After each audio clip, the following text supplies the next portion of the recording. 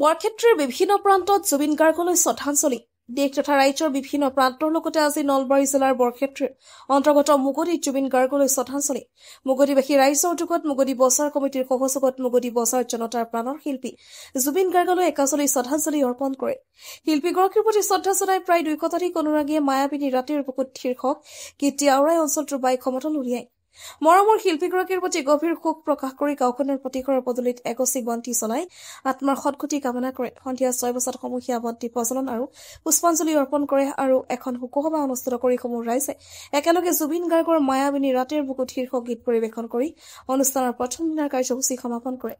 মুকালমুৱাৰ পৰা সুৰজিত পাঠকৰ report, north east frontier news.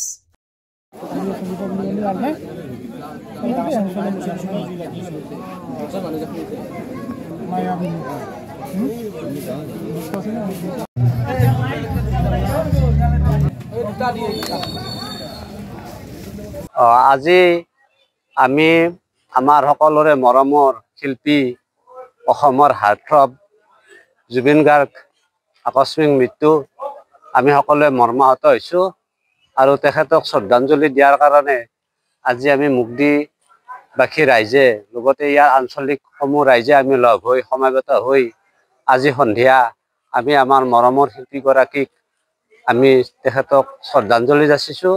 তেখেতৰ আত্মাই পৰম শান্তি লাভ কৰক, স্বৰ্গত বাস কৰক। আমি আজি এজন অতি মৰমৰ শিল্পীক হেৰুৱাই আমি সকলোৱে আৱেগত বিহ্বলিত হৈ আছোঁ আৰু এই চেগতে মই গোটেই অসমবাসী ৰাইজক তেখেতৰ আত্মাৰ সদ্গতিৰ কাৰণে যাতে আমি সকলোৱে এই 3 দিন কাৰ্যসূচী ৰূপায়ণ কৰি থাকিব পাৰোঁ, তাৰ কাৰণে মই আপোনাৰ চেনেলৰ জৰিয়তে মই আহ্বান জনাইছোঁ।